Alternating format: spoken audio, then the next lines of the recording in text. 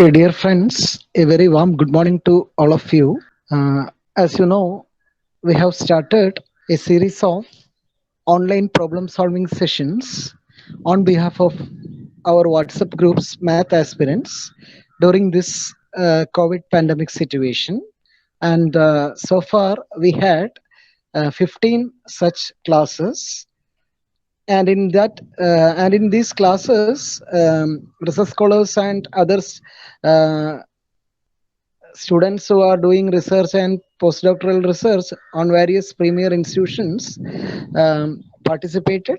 And also we have, as learners, we have students participation from various parts of India. And today we have the 16th session in this series. Today we have Mr. Aravind Vishnu is with us. I would like to thank him for accepting our invitation to join with us. About Aravind Vishnu, he completed his BSc from MG College, Thiruvananthapuram, and M.Sc from Cochin University of Science and Technology. And he cleared CSIR JRF and also GATE exam, and now pursuing Ph.D. at Amrita Vidyapeetham, Coimbatore. I hope that today's sessions will be really a fruitful session to all of you. Once again, I welcome all of you to this program. So, actually, I'm going to do a session on complex analysis, actually main theorems. Actually, I'm focusing on mainly net aspirants. Why? Because complex analysis is mainly asked for PG level examinations. So, I'll be focusing on very important results which are frequently used in this competitive type of examinations. I'll be starting with some fundamentals, and I'll be using problems which are asked previously in CSIR exams or some universities PhD entrance exams and all, to walk you through the results. C be the circle mod z equal to 3 by 2, the complex plane that is oriented in the counterclockwise direction.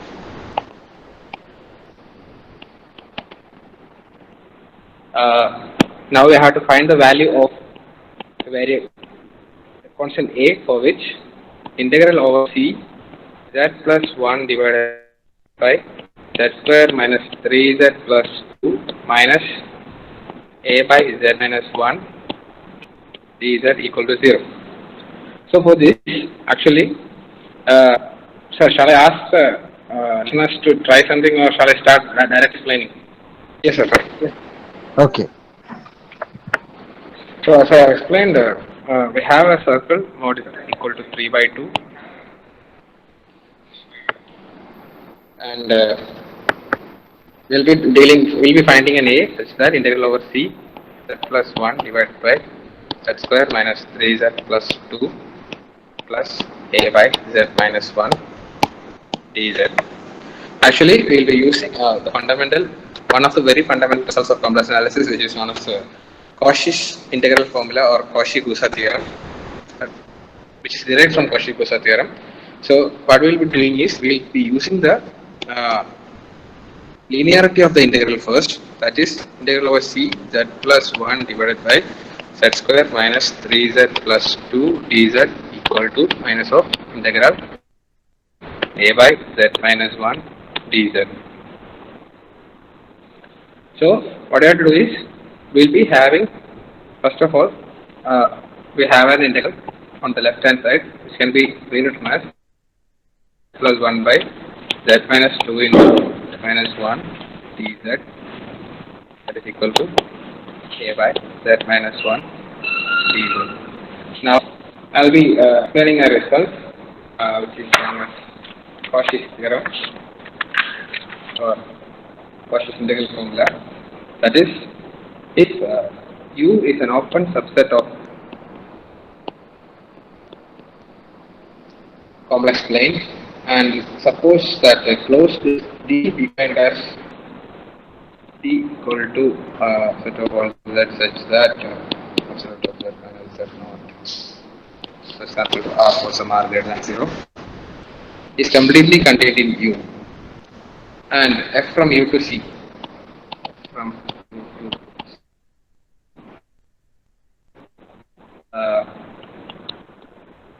is holomorphic function. Gamma be circle oriented counterclockwise, forming the boundary of T. Gamma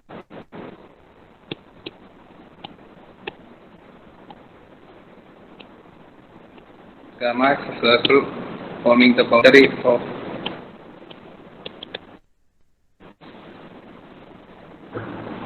of T. Then we have the result f of A equal to 1 by 2 pi integral of f of z minus A dz, and A should lie in the interior of T. So from this result, and comparing with the left hand side of our beside this thing, we have mod z equal to 3 by 2 contains the point 1. That is, one point that not equal to 1 lies inside the circle, or that is formed inside the circle, mod z equal to 3 by 2. So I'll consider the function to be on the left hand side. The function will be f of z equal to z plus 1 divided by z minus 2. Now, according to the formula, we have f of A. Here A is equal to 1, equal to f of 1. I think I'll go with some k here. So f of k equal to f of 1 equal to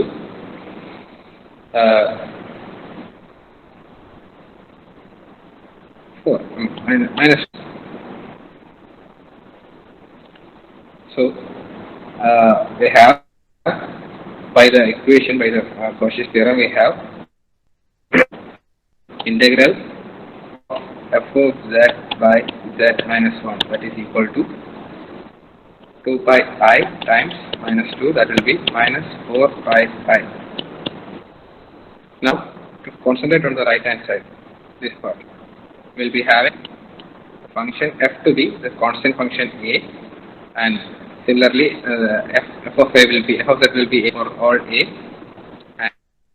and integral over mod z equal to 3 by 2 A by z minus 1 will be 2 pi I times A. So since they are equal, we have 2 pi I times A equal to minus 4 pi I, which implies A equal to minus 2. Sorry, we have a negative sign to be included in this thing. So, like, there is a negative sign here, this one. This negative sign is there. So we have to be minus 2 pi I. So A is equal to 2. So that will be the answer. Since it's the first problem, I just fumbled a bit. Any doubts, anyone, on how I approach this problem?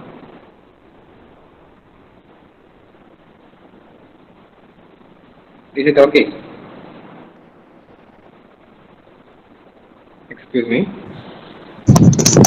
Okay, dear participants, you can make your comments in chat box. Yeah, no doubt. You can proceed, Aravind. Okay, so fine. So next I'll be dealing with another problem.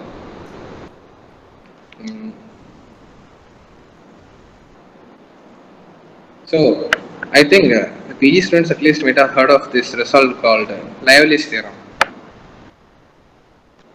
So I'll be explaining the result using a problem.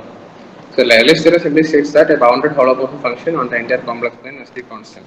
I'll be coming to it. Before that, I'll give the question.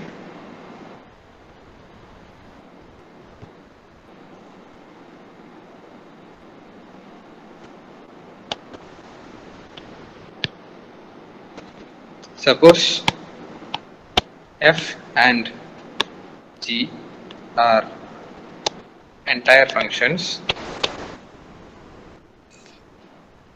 and g of z not equal to 0 for all z in C. This g of z is a non-zero function, becomes 0 at no point of C. Now, if absolutely left f of z less than absolutely left g of z, that is, this entire function f z is bounded above by the absolutely bounded above by the entire function gz, then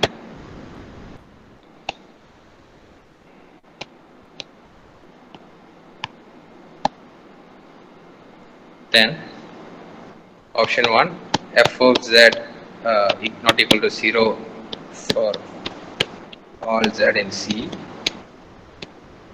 Option 2 f is a constant function.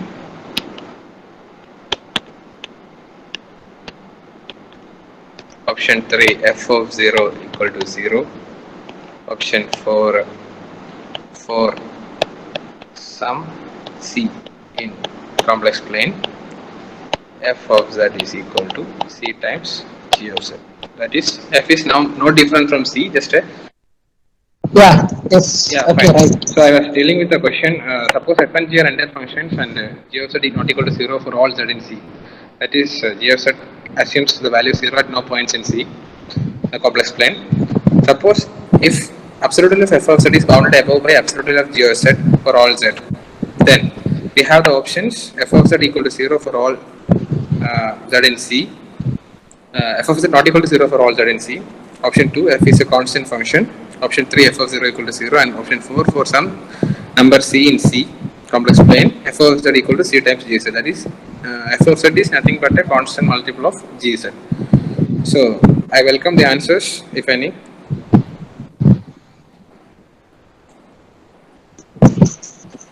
Okay, dear participants, you can type your answers in chat box. You are encouraged to do that. And also, if you have anything to comment, you can unmute yourself and comment. Okay. Yeah, that will be better.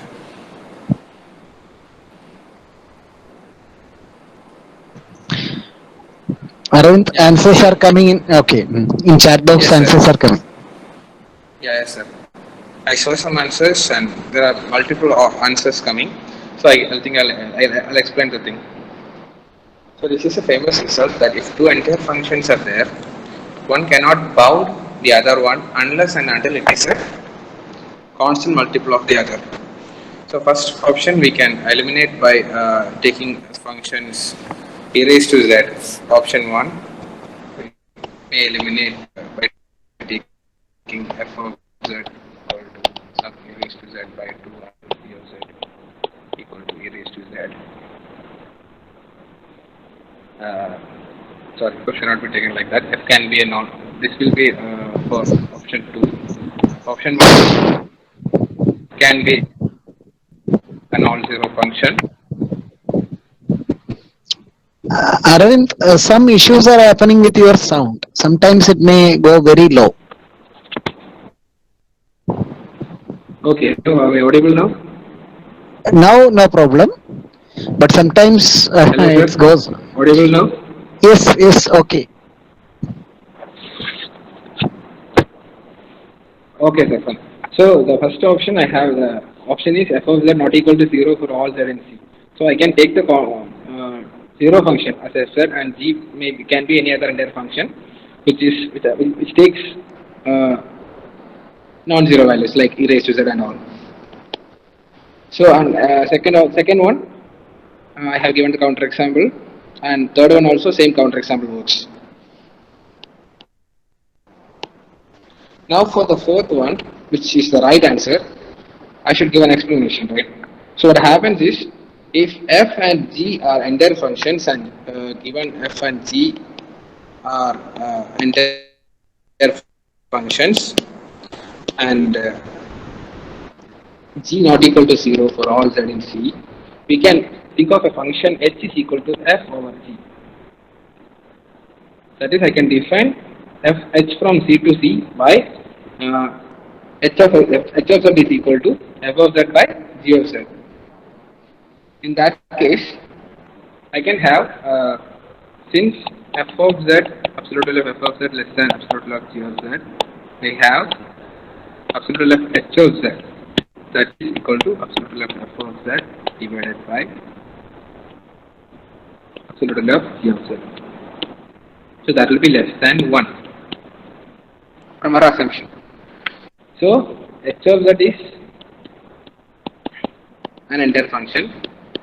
Why? Because it is taken from as a quotient of two entire functions, and the other one, the denominator, won't be zero at any point. So h of z is an entire function, and we have seen that it's a bounded. So Liabilities theorem states that there is a Liabilities theorem which is very famous for doing problems. It's very applicable. Liabilities theorem states that any bounded entire function reduces to a constant. That is what Liabilities theorem says. So we have a function which is entire and bounded, and hence it will be a constant. So I can say that f of z by g of z will be a constant c, where c belongs to c. That implies f of z equal to c times g of z. So and hence the answer is the fourth one. Any doubts? Anyone?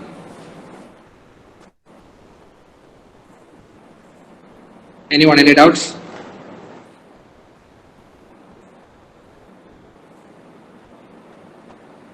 Okay, thank you. So I can move on to the next problem.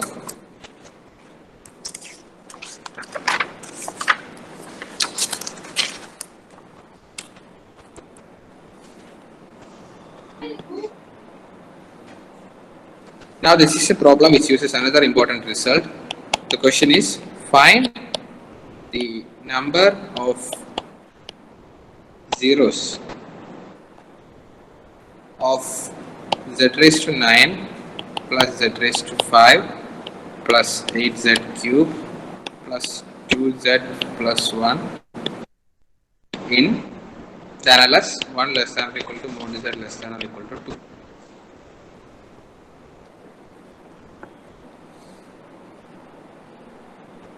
Any idea how to approach the problem?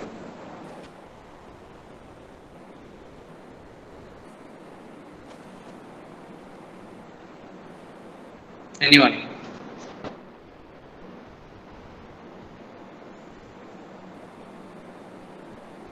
Exactly, by Roche's theorem. So, for those who don't, this is a classical example of a direct application of Roche's theorem. So, by Roche's theorem, I can explain the theorem for you first.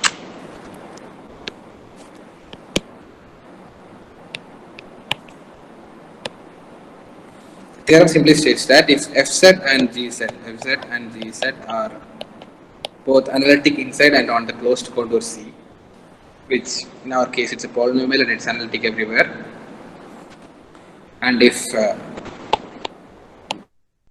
absolute value of gz is strictly less than absolute value of fz on C, remember it should be on C, not inside C, then fz and fz plus gz have the same number of zeros. Here the catch is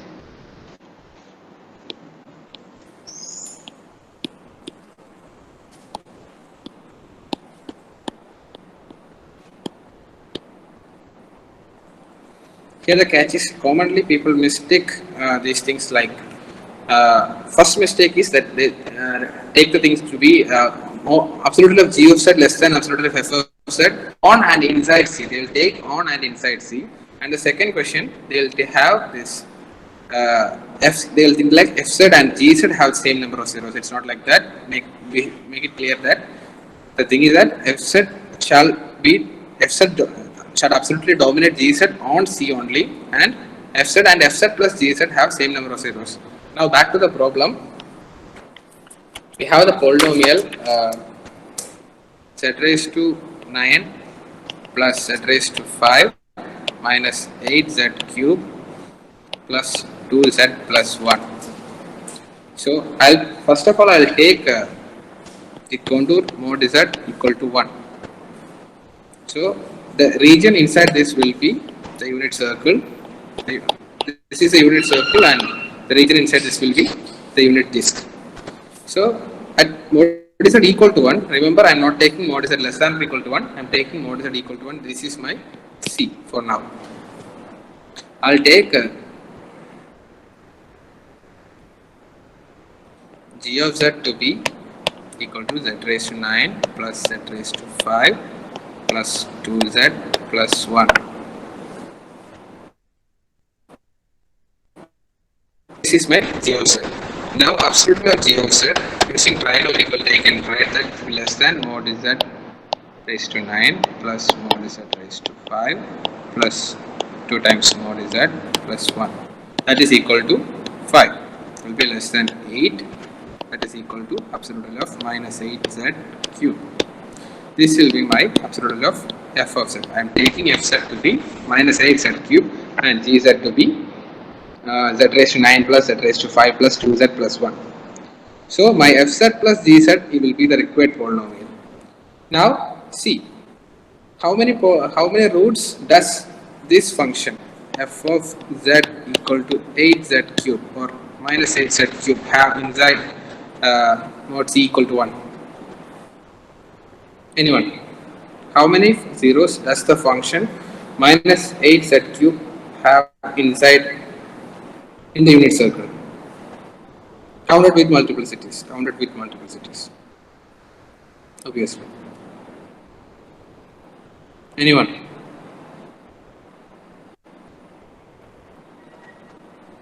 Yeah, actually, there is only one zero with counted with multiplicity. We have exactly 3 zeros. That is, 0 will be the point 0 will be a root with multiplicity 3. So the number of zeros of f of z inside C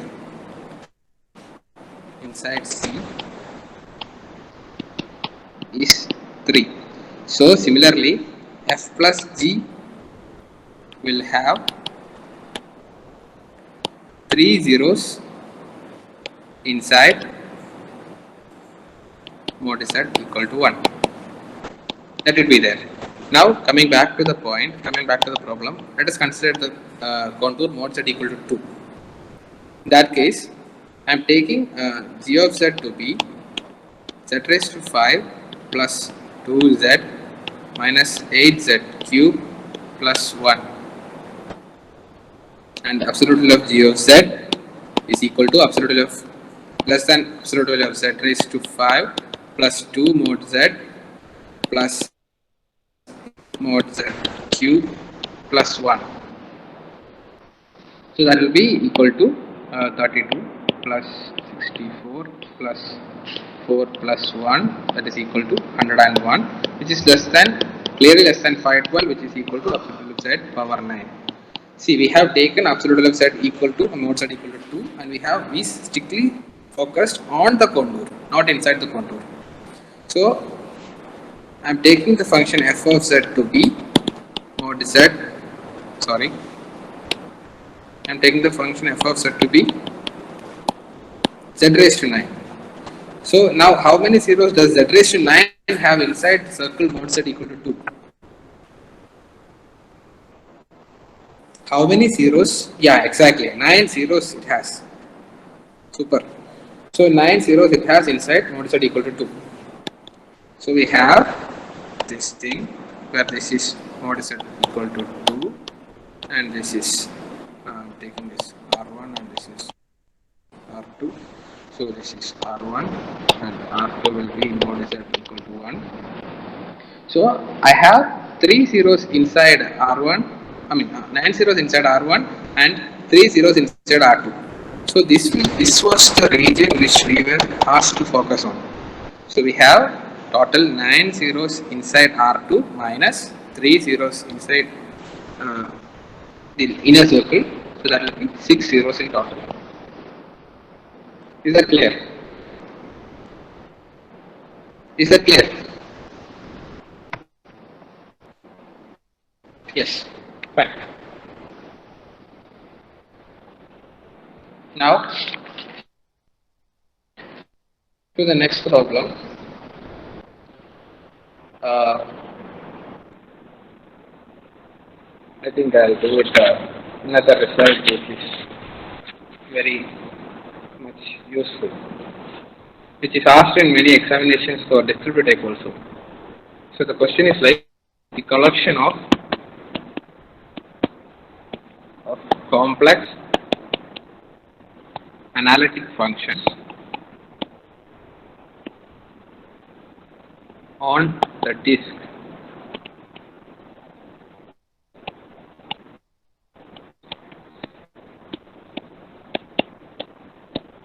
on the unit disk forms an integral domain.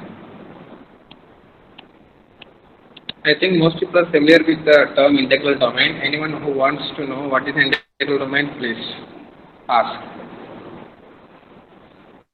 Shall I tell what is integral domain? Or anyone having any objections with that result?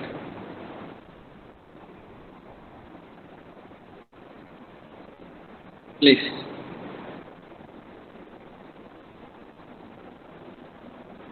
So I assume that you people know what is integral domain. So for the sake of the problem, I will explain once again. An integral domain is a... Yes, please. See, Aravind, one question is there in the chat box regarding the previous problem. How? What is the idea to choose Yes, such a sir. G offset while writing out?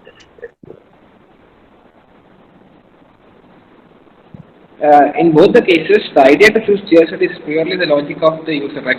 We can choose in such a way that the thing is that GeoSet is chosen. See, we focus on writing the given polynomial as f plus c. So we'll be focusing on the corresponding parts like monomials or binomials or some parts of the given polynomial. Will split the given polynomial as f plus c, such that one part can be absolutely bounded by the other part. See, in this case, for the first case, I know this this is our polynomial. So in this case, mod z equal to 1, I can clearly say that this particular part which has absolute value much more than the other part. So that is the logic behind choosing that one as f plus z and the rest as z, so that I can construct f plus the same polynomial as f plus g. And in the second case, that why, because it's mod z equal to 2 and z raised to 9 will increase much faster than the rest. So if I choose mod z to be everything except z raised to 9 and choose f set to be z raised to 9. And one more thing is there, the f set which we are choosing, we must be able to find the number of zeros of f set. That way only we have to choose. So these are the two things which we have to keep in mind while choosing the f set and u set. Is that clear? Okay, Aravind, while you are speaking, please keep your mic in proper position. Some problems are occurring with your voice. Okay. Yeah, yes, sir. I'll take care. Okay, okay. Okay, so now coming to the present problem. So any objections on the result written or any clarifications required?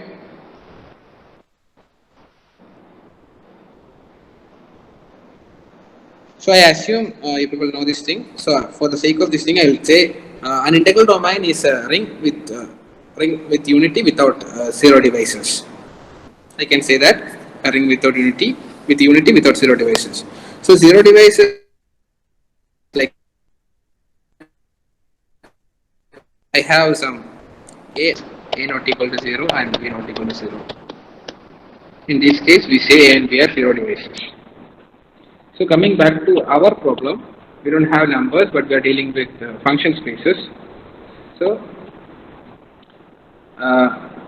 anyway, it's a simple exercise or simple thing to see that the collection of all complex analytic functions on the disk on a disk forms a ring under pointwise addition and multiplication. So I'm not taking my time on that.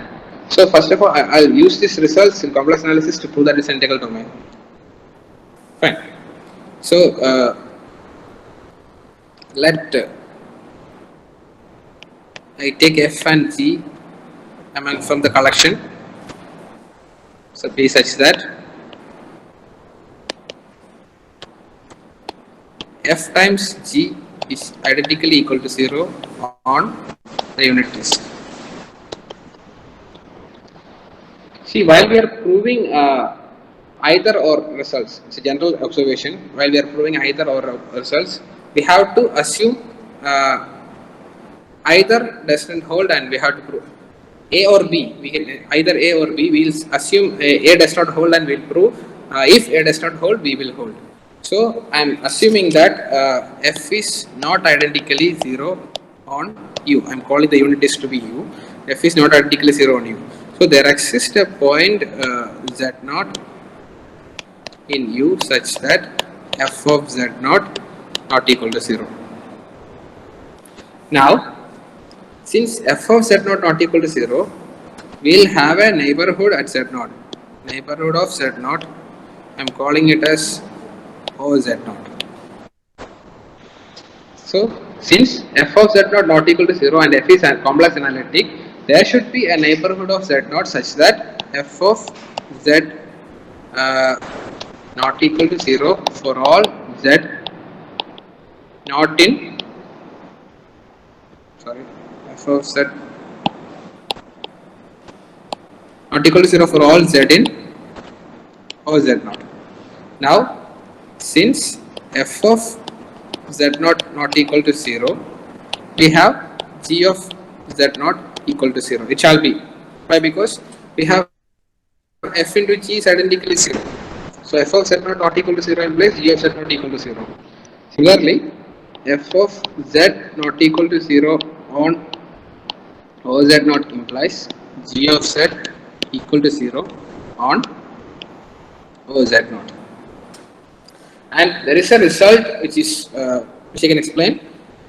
An entire function will have only, or an analytic function, or a function analytic on a disk will have only isolated zeros in the disk, or a function which is analytic in a region will have isolated zeros only in that region. So I am taking a neighborhood OZ0 where G of Z is identically equal to 0 on OZ0. That is G of Z identically 0 for all Z in OZ0. So this means that G of Z shall be the 0 function. G of Z can be the 0 function only.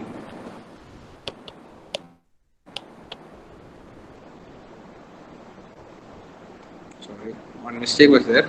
Actually, G of Z is identically 0. So if we have F times G is identically 0 implies either F or G. Without loss of generality, I assumed F is not equal to 0 and I got G is identically equal to 0. So we see that the function does not admit any 0 devices, or the space of complex analytic functions in this open disk does not admit any 0 devices. So is that clear? Any clarifications?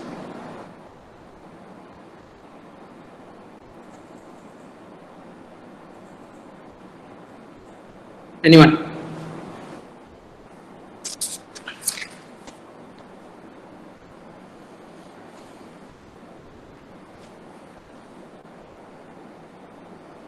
Okay, I'll come again. So someone didn't understand. So the first of all, the function is, the question is like the collection of complex analytic functions on the unit disk. See, mod z less than 1 on the unit disk, mod z less than 1. I am taking this unit disk and the collection of all complex analytic functions on the unit disk. I am claiming that it forms an integral domain. So I have chosen two functions f and g from this particular collection such that f times g, point-wise addition, f times g is equal to 0 on the unit disk. For every z in on unit disk, I have f of z into g of z is equal to 0. So now for proving that it is an integral domain, we have to prove that if f is not identically 0, then g shall be identically 0. Right? Because if we are proving that zero divisors does not exist. Like if a times b is equal to 0, then if a not equal to 0, then we have to be 0.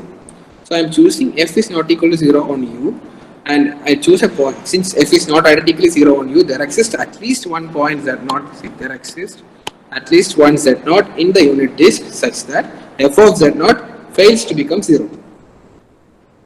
So by the continuity of the function, we have there exists a neighborhood z naught which I called O z naught, such that at O z naught f of z won't be 0 for all z in O z naught by the continuity of f. Now since f of z not equal to 0 for all f of z not equal to 0, g of z naught has to be 0. Since our assumption is that f into g is identically equal to 0. So if f cannot assume the value 0, then we have to assume the value 0 at that particular point. Now back to this thing, f of z not equal to 0 on the whole neighborhood of z naught which I denoted by O z naught. See, so at all those points g of z shall be 0. But what happens if a function is 0 on a neighborhood? It should have non-isolated zeros. So only analytic function which admits non-isolated 0 is the 0 function. Fine. So g of z is 0 identically. Is clear now? Now we have proved that f times g is equal to 0 implies if f not equal to 0, then g is equal to 0. Someone asked me, they don't understand. Am I clear now?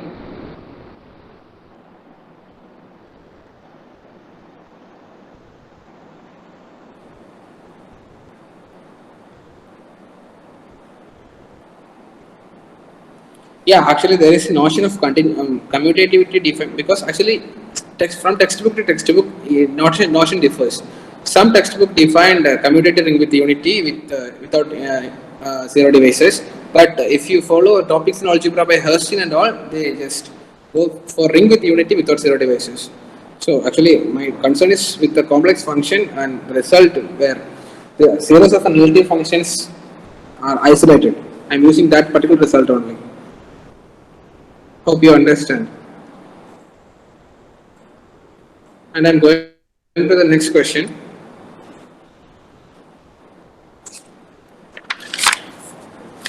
So, have you heard of this point called lacunary point? Have you heard of this result or lacunary value? Anyone? Have you heard of lacunary values? No, okay. Actually, see, if a function f from C to C, I am defining function f from C to C, but the range of f is strictly contained in C, suppose, then C minus range of f will be the points that belongs to C minus range of f, that is all those points which f does not assume is called a lacunary value. Understood? Suppose I am considering the function f of z is equal to e power z. So, can anyone say what the lacunary value of this particular function f of z equal to e raised to z? 0 exactly. So, e raised to z does not assume the value 0 for any z in the complex plane. Fine. So now my question is, so we know that 0 is a lacunary value for e raised to z. Now the question is, how many lacunary values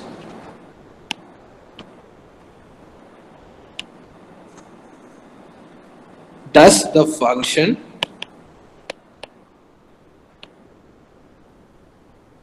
f of z equal to z raised to 4 plus 2z cube minus 3z plus 5 half?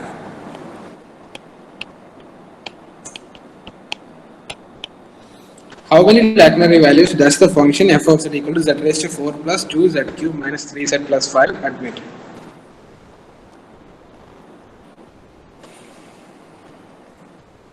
Anyone? How many lacunary values does the function z raised to 4 plus 2z cube minus 3z plus 5 admit?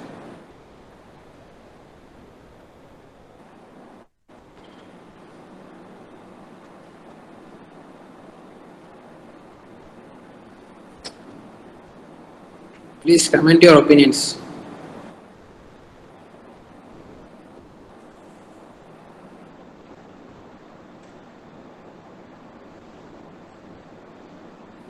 Yeah, at most one and one, none. Someone says none. So there's a difference in opinion, and someone says one and someone says two. So now, okay, back to the problem. So question is, how many lacunary values does the function f of z equal to z raised to 4 plus 2z cube plus 2z cube minus 3z plus 5 admit? So now consider, let A in C be an arbitrary lacunary value of f. So A in C be an arbitrary value of f. Then consider function g of z is equal to f of z minus a, that is equal to z raised to 4 plus 2z cube minus 3z plus 5 minus a. Now my question is, can someone unmute and tell me what is fundamental theorem of algebra? Can someone please unmute and tell me what is fundamental theorem of algebra?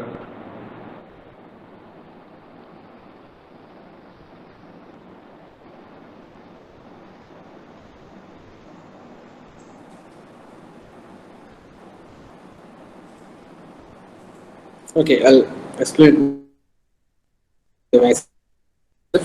So fundamental theorem of algebra says, similarly, an observation from fundamental theorem of algebra is, every polynomial should have, yeah, anyone? At least one zero. Yeah, exactly. Yeah, every polynomial have at least one pole. So now look at the polynomial, look at the function g sub. Is it a polynomial? Yes, indeed it's a polynomial, because a is a random complex number which I have chosen, and it will be a polynomial in the variable z. So g of z must have a 0. What does that mean? So f of z must admit the value a, and that is a contradiction. So there exist no lacunary values for the function, because I have chosen a to be an arbitrary point in complex plane. So there exists no lacunary values for f. Similarly, this is a random polynomial, and by fundamental theorem of algebra, no polynomial can admit a lacunary value, and every polynomial is hence surjective. Maybe for multiple choice questions, they'll be asking in options that will be there. Polynomials are surjective, polynomials have lacunary values, like that. So the result is polynomials are always surjective. Am I clear? Yeah, exactly. So here someone asked, the existence of a lacunary point is assumed and we have reached a contradiction. If there exists a lacunary point, then g of z should not have a root. See, what does it mean by see, if g of z equal to 0 implies f of z minus a equal to 0, that implies f of z shall be, or g of z not equal to 0, that means f of z not minus a equal to 0, that is f of z not equal to a. That is, there exists a point z naught in C such that f of z naught equal to a. See, so but we assumed that there does not exist such a z naught, and we reached a contradiction, and our assumption contradicts the fundamental theorem of algebra. Am I clear now?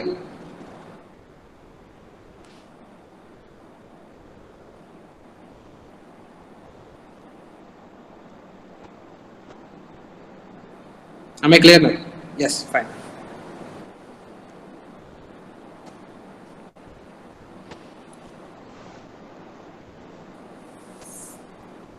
Now we'll be dealing with another result, which is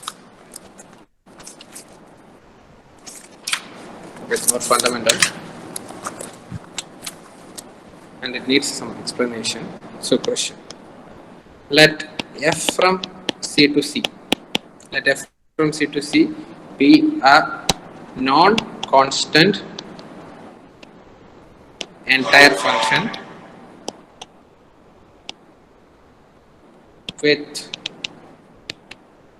the point at infinity a pole. Show that f is a polynomial. So this is the question. Let f from C to C be a non-constant entire function with a point at infinity a pole. Show that f is a polynomial. So anyone having a doubt what a pole is?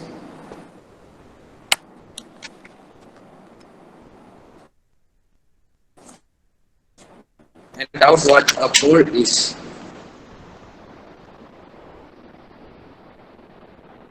No.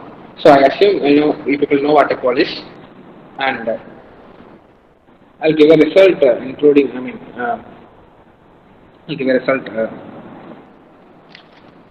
So we have to prove that f is a polynomial. Now, given f is entire, that implies f has a convergent Taylor series expansion. That is clear, right? F is entire implies f has a convergent Taylor series expansion in complex plane.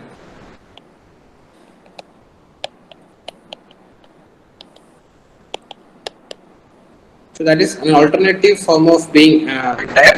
F has every entire function should admit a convergent Taylor series expansion on complex plane. Fine. So we can write f of z equal to summation n equal to 0 to infinity a n z raised to n. Now the catch is see for f of z to become a polynomial, and from the given observation, what can we say? For f of z to be polynomial, there exists an n in the natural numbers such that an is equal to 0 for all n greater than n. That is, after a particular stage, this power series, the coefficients of this power series, see the coefficients of this power series, an, coefficients of the power series shall be 0. So now, another point is, let g of z equal to f of 1 by z. I am considering g of z equal to f of 1 by z, which is equal to summation n equal to 0 to infinity n into 1 by z the whole power n. Now, the result is that if f has a pole of f of z has a pole of order m at infinity, actually the point of infinity I am denoting by this thing, then G has a pole that is G is f of 1 by z of same order at z equal to 0. Understood? F has a pole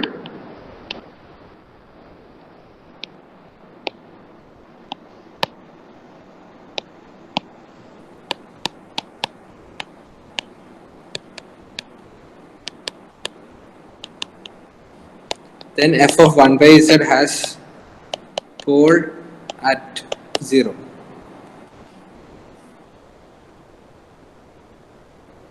Okay, so since f of 1 by z, that is g of z, is having a pole at 0 of order say m, for any natural number m, f of g of z is having a 0 of pole of order m, then z raised to m into g of z shall be analytic. It should not have a singular part. So we have an is equal to 0 for all n greater than m. Therefore, f of z is a polynomial.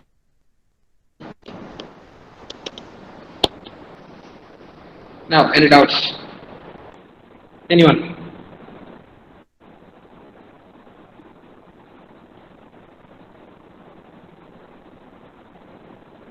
Any clarifications required? Anyone?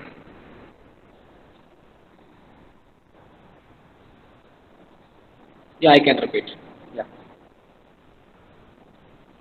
See, the question is, let f from C to C be a non-constant entire function with the point at infinity a pole. We have to show that f is a polynomial. So we have to prove that f is a polynomial.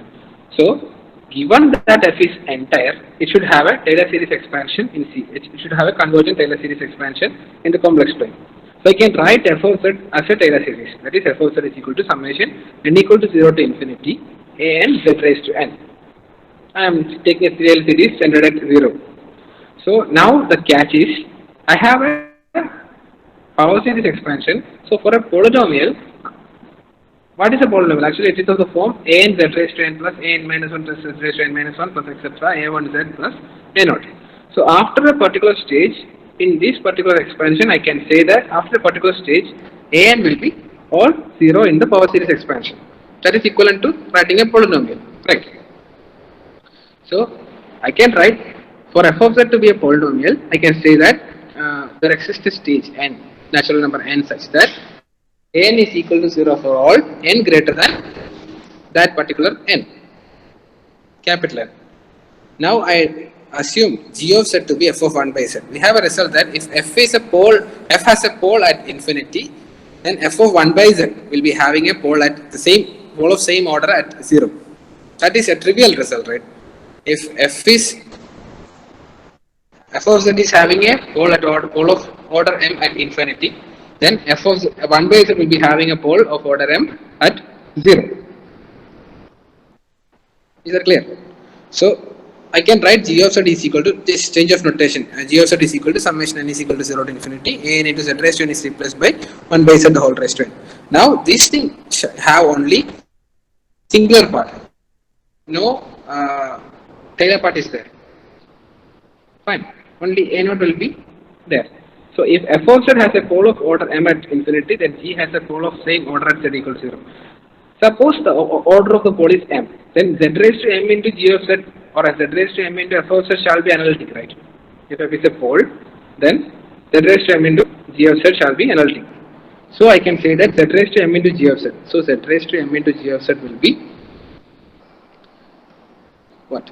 Z raised to m into g of z will be analytic, and analytic implies it should not have a singular part. Fine. So the expansion will be like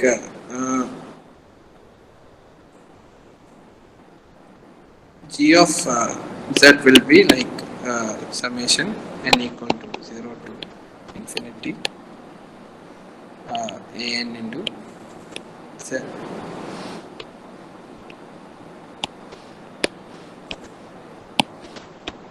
1 by z raised to n z raised to m. That will be summation n equal to 0 to infinity n into z raised to m minus n. So from this I can say that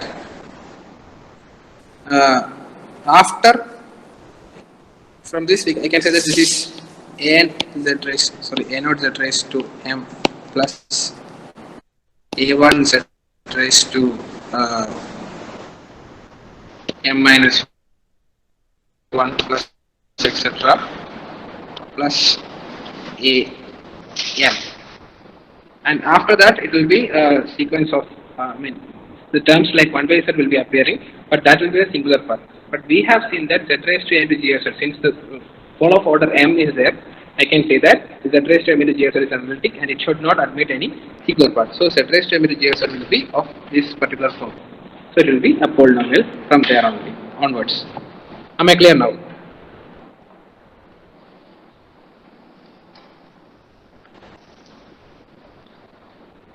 Am I clear now?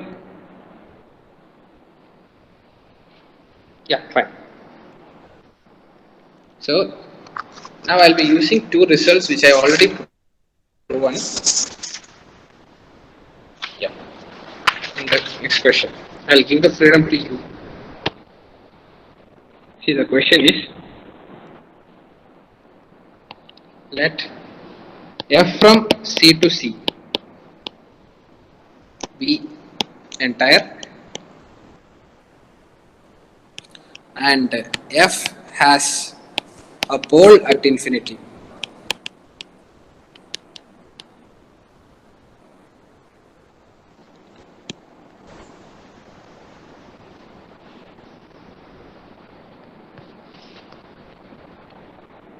F has a pole at infinity. So what all values on the complex plane does f assume? Question is, what all values of the complex plane does f assume? The question is clear. Let f from C to C be an entire function and f has a pole at infinity. Then what all values on the complex plane does f assume? That is the question. You can comment your answers there.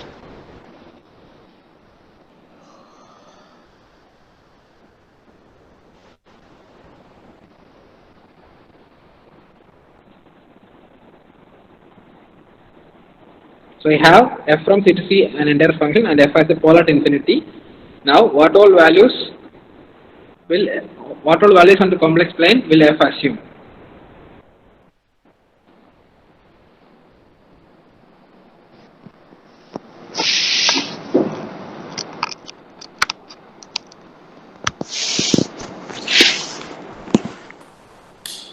Anyone? Hello? Full complex plane, one infinite number of values, that is true. Full complex plane. The question is like full plane. Yeah, why? Anyone can anyone give an explanation? Because actually we have done this already. Anyone can unmute and explain. Sir, Yeah, please. sir, it's an entire function and has a pole at infinity, Yes. so it will be unbounded. And It will be unbounded. so an entire non-constant function can omit at most one value. It can omit one value. A lacunary point, because by Picard's theorem, it can, if required, it can omit one value. But how can you say that the full complex plane is assumed? Exactly. Someone commented. Merlin Thomas commented. It's a polynomial. See the result we have proved before. How many? Because I have told you, right? A polynomial is surjective. Thanks, Alina, for unmuting and talking, and I appreciate that. So we have seen a result such that a polynomial is surjective, and in the previous results is that a function, which an entire function having a pole at infinity, will be a polynomial. So combining these two results, what can we say? Such a function f, see, such a function f will assume f is surjective. F is a polynomial plus polynomials are surjective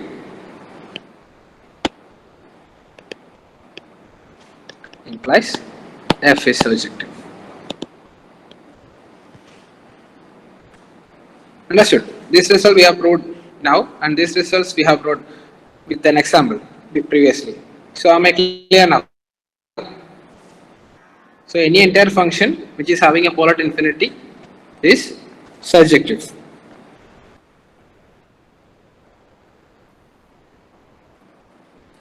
Yeah. Now let's focus on another question.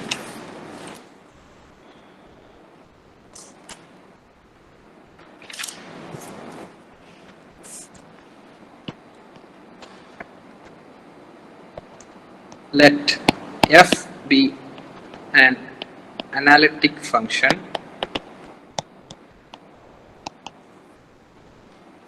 in complex plane C, then f is constant if the zero set of f contains the sequence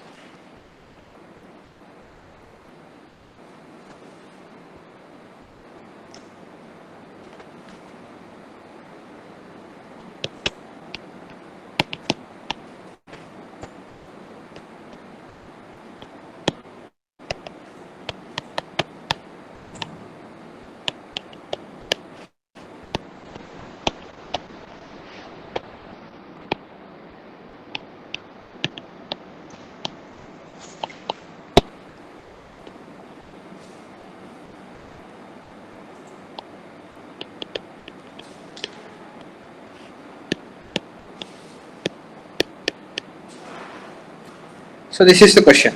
Let f be an analytic function in C, then f is a constant if the zero set of f contains the sequences 1. an equal to 1 by n, 2. an equal to minus 1 raised to n minus 1 into 1 by n, 3. 1 by 2n, n equal to 1 by 2n, and fourth one, n equal to n if 4 does not divide n, and n equal to 1 by n if 4 divides n.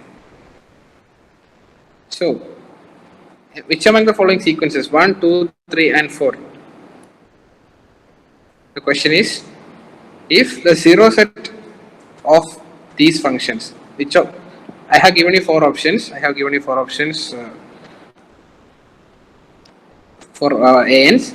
So, if the zero set contains the sequences, if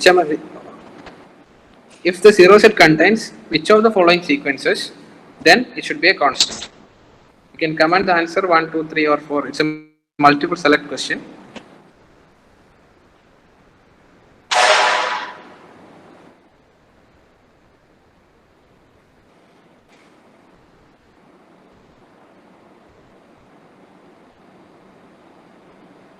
Is the question unclear?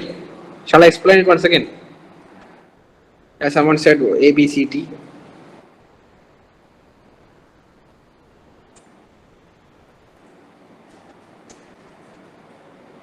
Okay, 1, 2 and 3. A, B, C, all. So, let me come back to this. We can use two results here. First of all, we have seen a result previously that zeros of a function shall be isolated, otherwise it will be identically zero.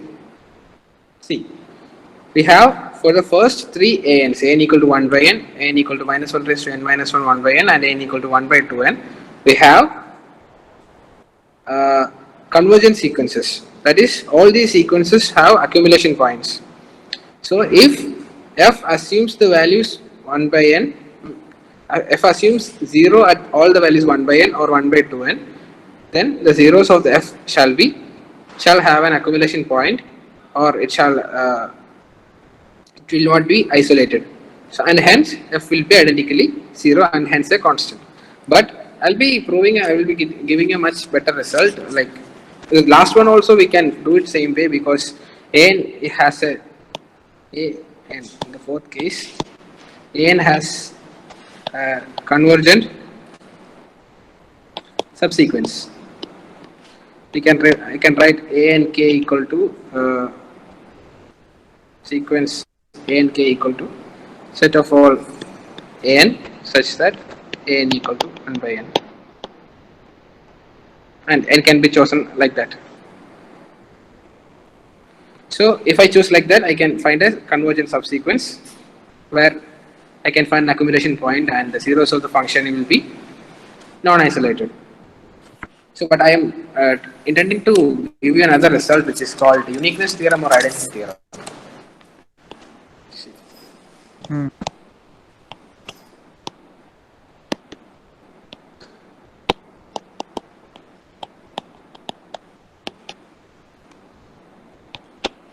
So the theorem states that let D subset of C be a domain and D a domain. So I think everyone is clear with the definition of a domain. Domain is an open connected set. Some books say it's a region. Every open connected set is called a domain. I'm using the terminology domain. And F comma G from D to C is, sir, F and G are analytic. F and G are functions on D which are analytic. If there exists an infinite sequence, sequence Zn, subset of D such that f of Zn equal to g of Zn for all n in n,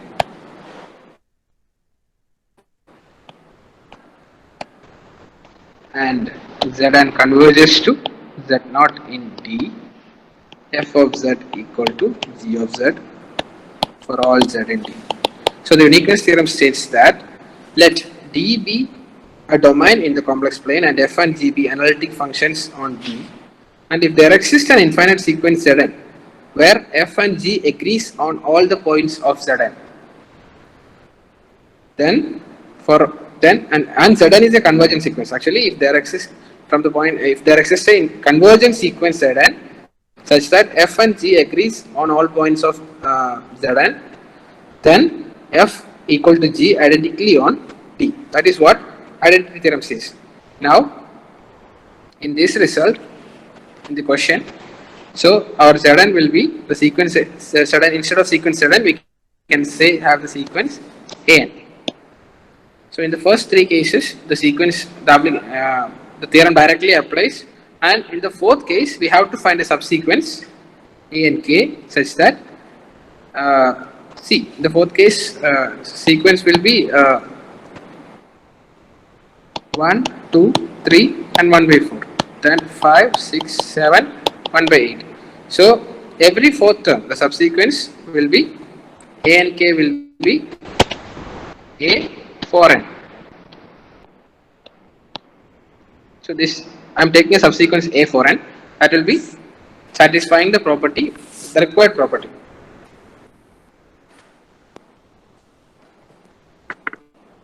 Fine, am I clear now? So at all 4 points, it will be an identically zero function. So it is a constant. Am I clear? Anyone? Yeah, fine.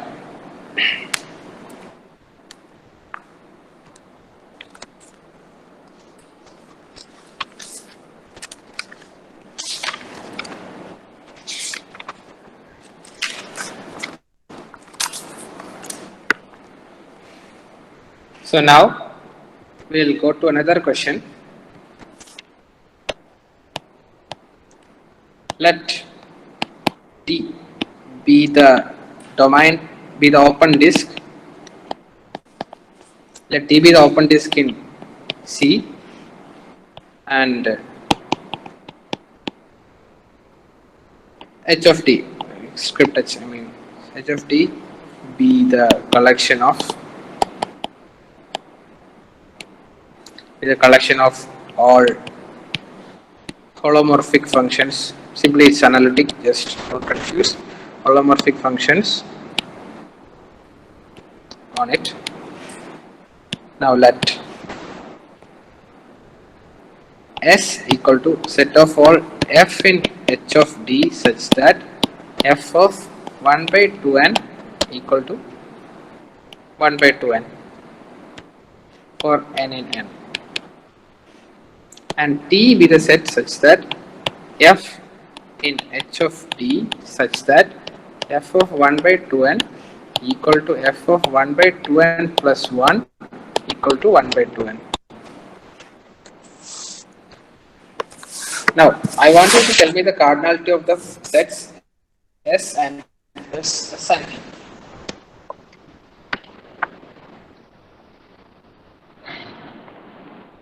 See, let D be the open disk in C and H of D must be a collection of all holomorphic functions on it. It is clear, right? And I define S to be the functions in H of D such that F of 1 by 2n equal to 1 by 2n and T be the function such that F of 1 by 2n equal to 1 by 2n, also F of 1 by 2n plus 1 equal to 1 by 2n. So, what is the, please comment the cardinality of S.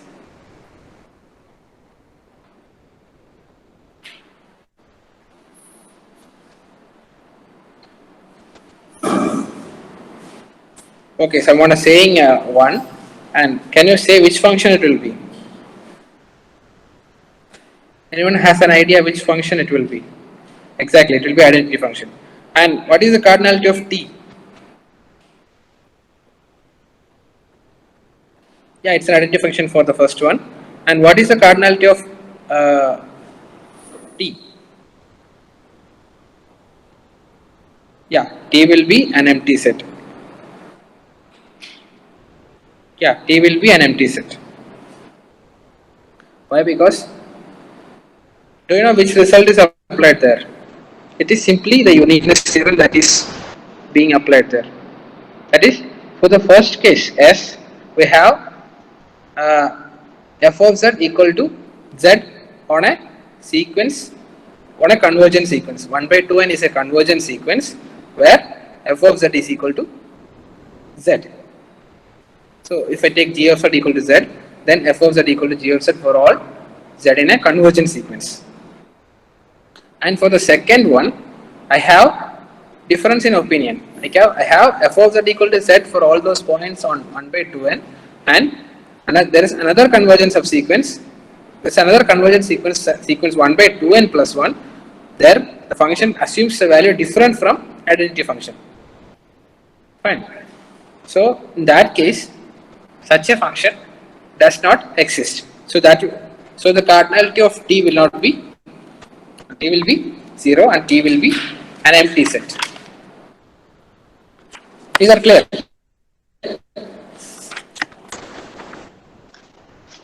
These are clear.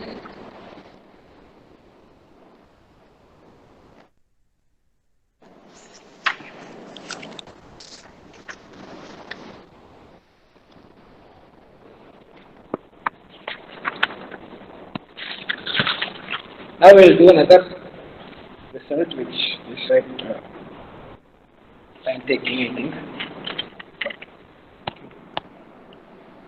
Let f from C to C, f from C to C be complex analytic such that f of z equal to f of z for all z in C with absolute value of z equal to 1. That is, on the unit circle, f of z equal to f of z. So what will be f?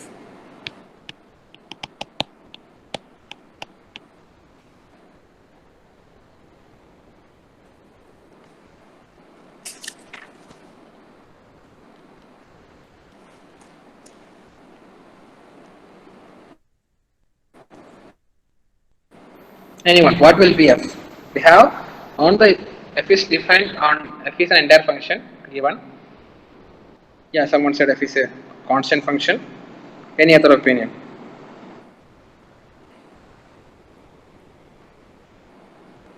So we have difference in opinion. We have we have two options. That is f of z equal to identity. F is identity function, that is f of z equal to z. And another option is another opinion is that f can be a constant function. So any difference in opinion other than these two?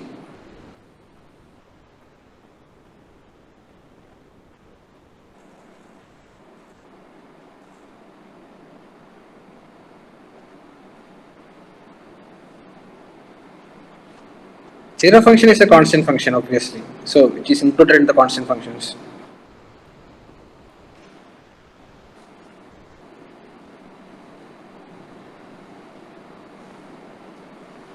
So now it will be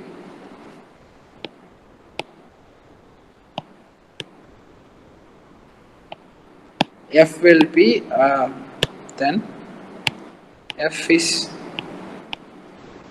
identity or f is a constant function.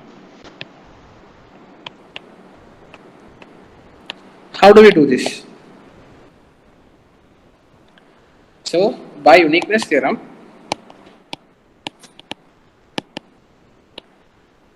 take a sequence in unit circle. Before that, let me take one thing. Let me tell you one thing. This is either or proof. It is a identity or constant. So suppose I am assuming suppose f is not constant function, not constant.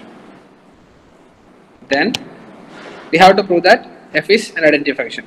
So by identity theorem or uniqueness theorem, we have f of z equal to f of z for all z in the complex plane. Why? Because I can find a convergent sequence in the unit circle such that f of z equal to f of z. So by identity theorem, I have f of z equal to f of z for all z in the complex plane. Now, since f is non-constant and f is entire,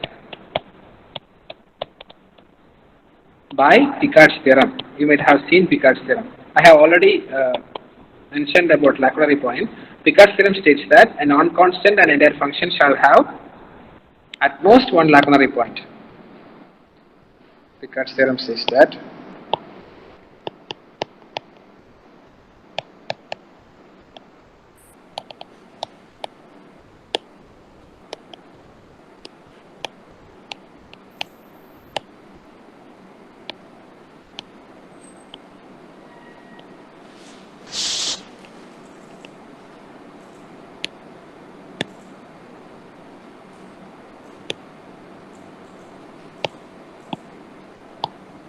so Picard's theorem says that a non-constant entire function can have at most one Lacunary value. So by Picard's theorem, we have f is non-constant and f is an entire function. So we have range of f is dense in C, because range of f can have at most one point that is different from C. So range of f is dense in complex plane. So again, we have f restricted to range of f has the property that f of z equal to f of z. That is, if I am taking some k, f of z equal to some k, then if I am taking f of z to be some k, we have f of k equal to k on a dense subset of complex plane. So by the continuity of f, or by using uniqueness theorem again, we can say that f is identity on complex plane. So we have proved that if f is non-constant, implies f is identity.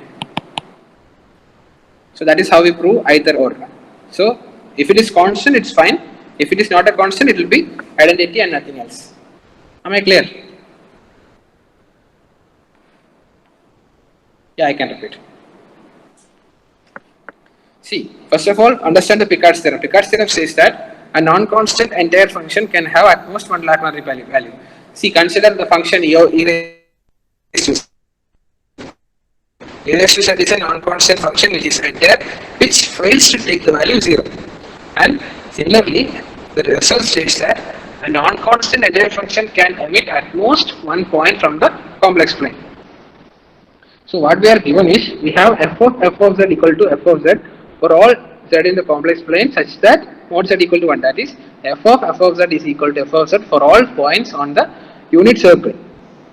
So I am trying to prove that f is identity function or the constant function.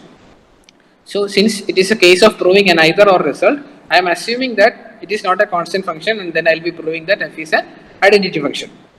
So f is non-constant. By identity theorem, I have on a I can find a sequence. I can find a convergent sequence on the unit circle that converges to some point such that f of z is equal to f of z. Fine. So f of z equal to f of z for every point in the complex plane by identity theorem or uniqueness theorem. So now we have f is a non-constant and f is entire function. By Picard's theorem, it can have at most one Laplace point. It can have at most one Laplace point. It is not necessary that it has a Laplace point. It can have. I am trying to prove that it does not have any Laplace point. So I can say range of f is dense in C, or else we can go for another way approach. Like if f of, I can say that C, the function is f of z equal to z. This is the identity function.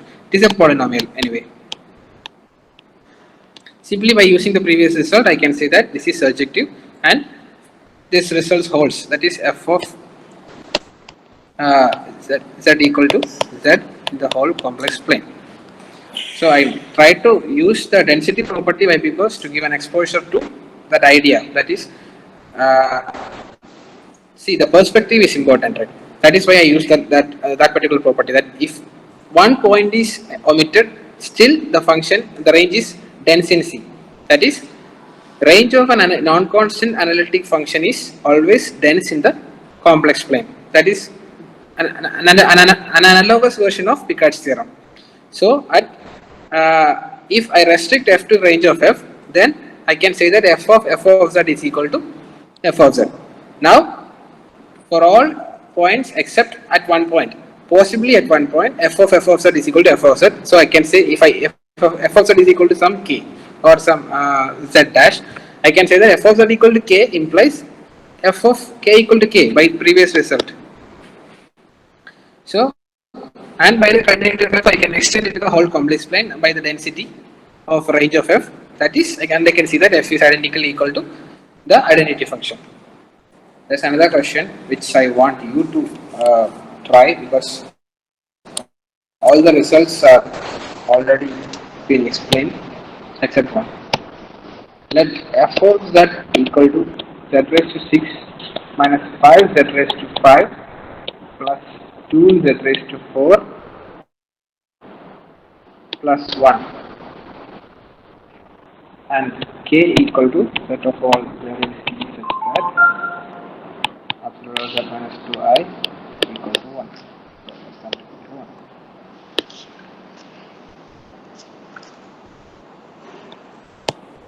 Show that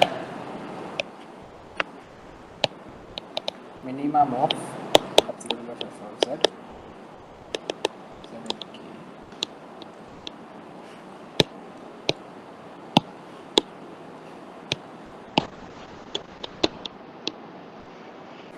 So let f of z is equal to z raised to 6 plus 5 z raised to 5 z raised to 5 plus 2 z raised to 4 plus 1, and I have k is equal to this circle with the unit circle translated to the point 2i.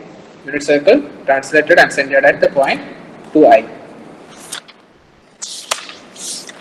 Now I have to show that minimum of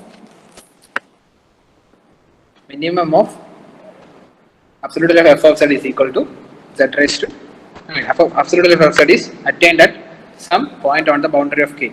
I can use C.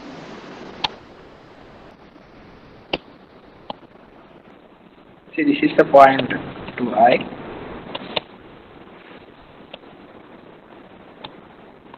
So this possibly, please bear with my figure, but this possibly be the contour which we are talking. That is mod z minus 2i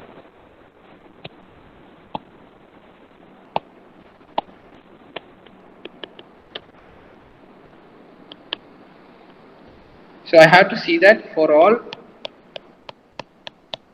values inside this disk, the minimum is attained at some point on the boundary of K. Now I have to ask you one question.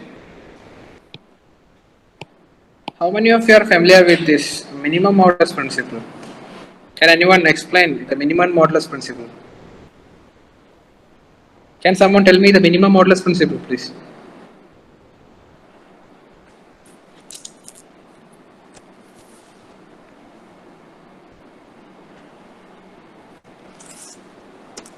Sir, Yeah, please. sir, if an analytic function f defined on a domain D attains its minimum values in the interior of D, then f is a constant. Yeah, it's an analogous definition. But apart from the maximum modulus principle, the thing is that if f is holomorphic and non-constant on a bounded domain D, see, you have said the right thing only, but I am giving an analogous definition. If f is holomorphic and non-constant on a bounded domain D, then absolute of f attains its minimum either at a 0 or f of 0 of f or m in the boundary. I can write it down.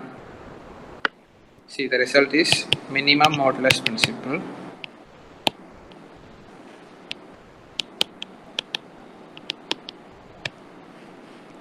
See, the result is if f is holomorphic and non-constant, if f is holomorphic and non-constant on a bounded domain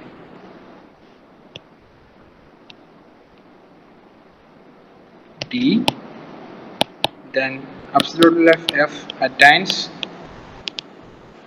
its minimum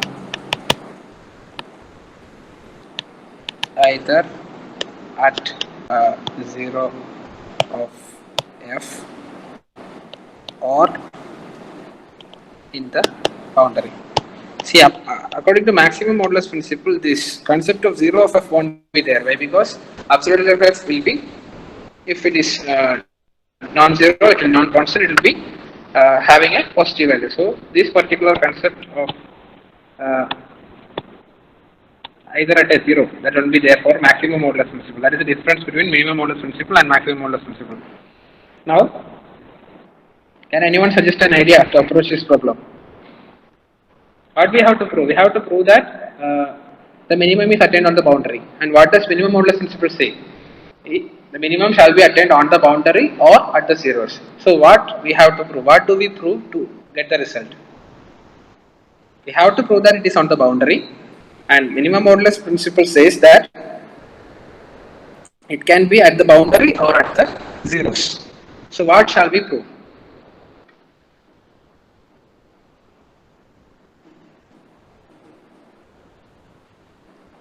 Anyone?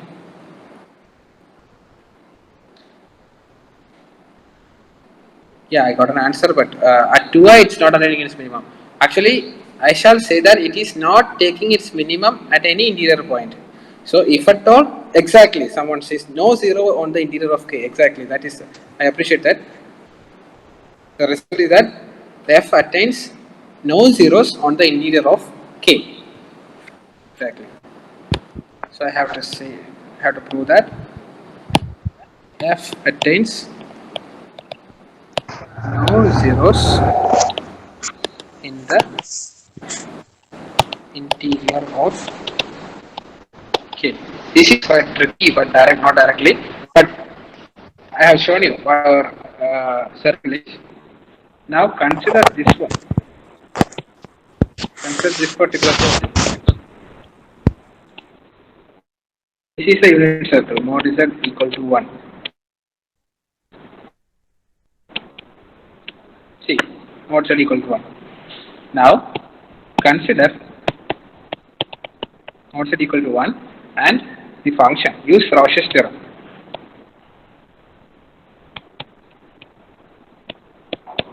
I can use Rouche's theorem to see that,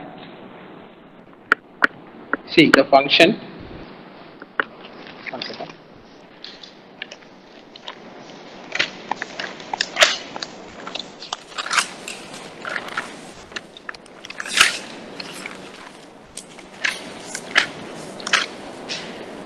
Yeah, function is f plus.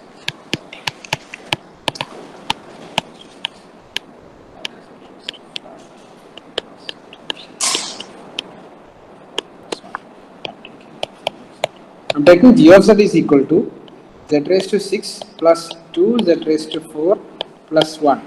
So absolute value and f of z is equal to minus 5 z raised to 5. So now absolute value of g of z equal to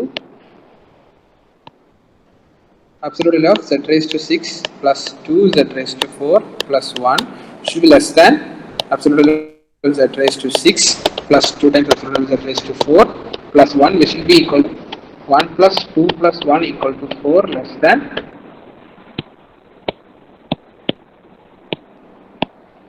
equal to 4 less than 5, that is equal to absolute value of 5 z raised to minus 5 z raised to 5, that is equal to absolute value of f of z. So now we have, how many zeros does the function minus 5 z raised to 5 have on unit circle? How many zeros? How many zeros?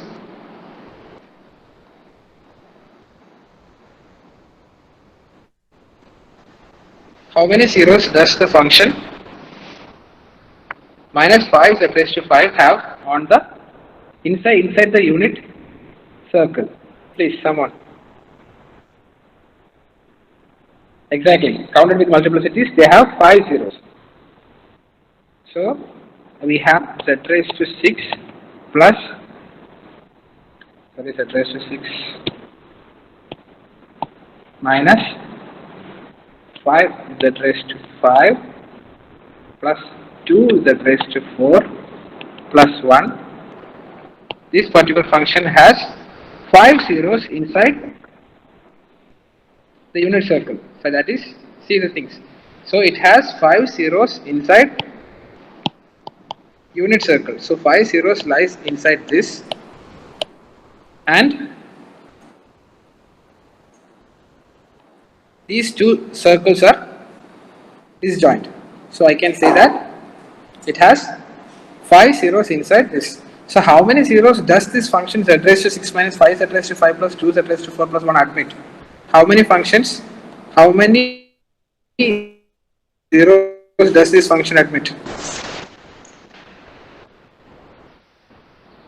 On total, how many zeros it can admit with multiplicities? Yeah, exactly. It can have zeros. But here is the catch. See, if zeros are complex numbers, it shall be complex conjugates. So if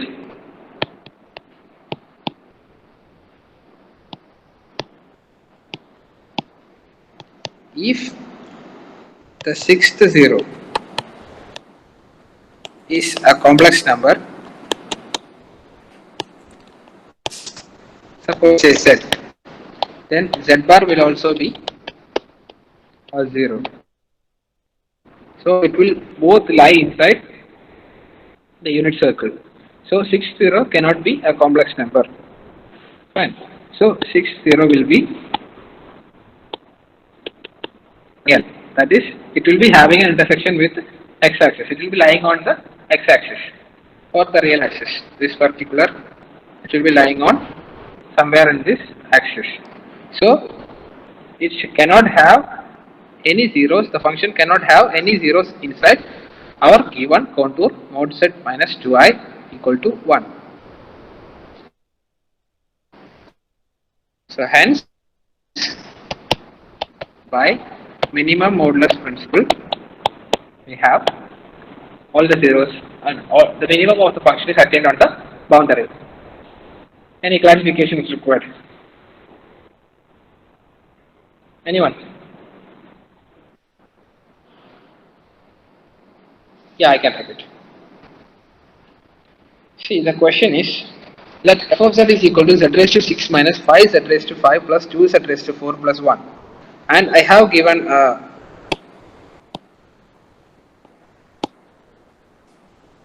see, the contour I was considering is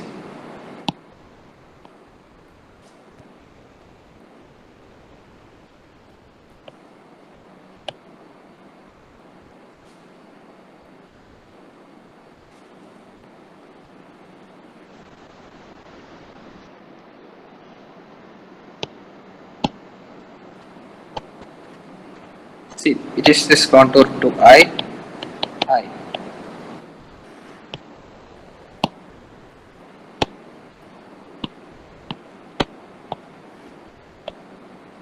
See, this is the function. This is the contour. Mod z minus 2I equal to 1. This is the contour I was talking about. So, I have by minimum modulus principle, either the minimum of the function shall be inside this disk, shall be on the boundary of this disk, or inside some disk. If it is inside the disk, it shall be on the zero of the function. Understood? So I have to show that if I have to prove that the minimum of the function is attained on the boundary, and equivalently I have to prove that there is no zero of the function lying inside the given contour. So I took another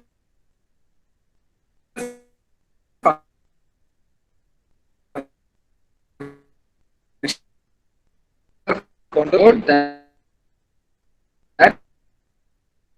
plus 5 zeros of z raised to 6 minus 5 z raised to 5 plus 2 z raised to 4 plus 1. 5 zeros of this particular thing, this particular function lies inside this unit circle. See, I have shown this. Now, see, logically, if a complex number is a zero of a polynomial, then its conjugate also shall be zero. So, I can have at most two complex roots and its conjugates also. If mod z is less than 1, then mod z bar is also less than 1. So that is why I have, if mod z, and if z is a complex number coming as a root of this equation, then z bar is also a root of this equation. Since 5 roots are in this, at least one shall be real. And the 6th root cannot be a complex number. 6th root, if it is beyond this circle, beyond this disk, unit disk, then its conjugate also will be beyond the unit disk, and it cannot happen because we have only the provision to add one more root. We don't have the provision to add two more roots. So I can see that only one more root is left, and that has to be real. See, if the 6th zero of the is a complex number z, then z bar will also be a zero. And if the 6th zero lies beyond the unit disk, then z bar also will lie beyond the unit disk. But we have seen that 5 zeros lies in the unit disk and only 1 zero lies outside the unit disk. So the 6th zero shall be real. Any real zero will be lying on the real axis. So it will not lie, it will lie somewhere near in this only. It will not go beyond this. So it cannot approach anywhere in this given mod z minus 2I equal to 1. So we have seen that the circle or the disk mod z minus 2I less than or equal to 1 does not admit any zero of the polynomial z raised to 6 minus 5 z raised to 5 plus 2 z raised to 4 plus 1, and hence by minimum modulus principle, the zero on the minimum of the function shall be attained on the boundary. Am I clear now?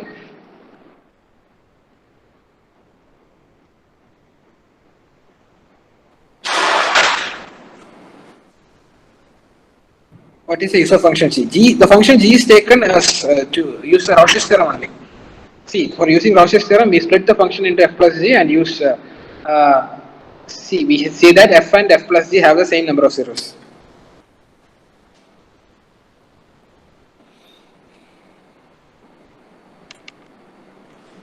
And I am done with my problems. Any doubts? Some question is there in the chat box, I think. Yeah, I see.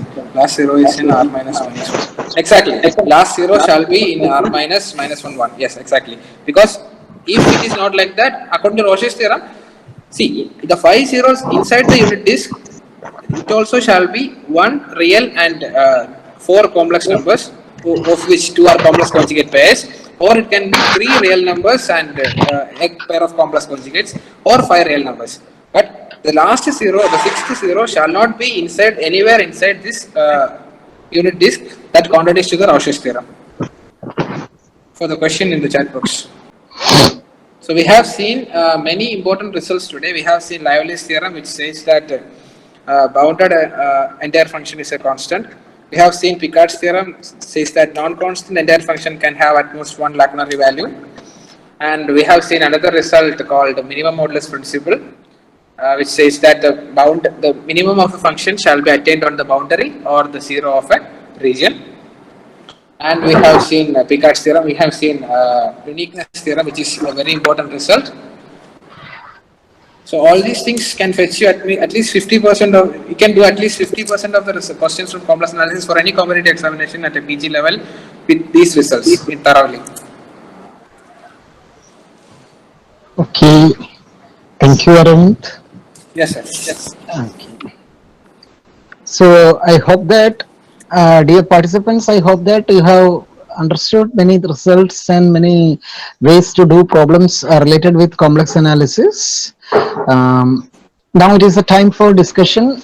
You can unmute yourself and you can keep your video on and you can ask any doubts or any comments you can make.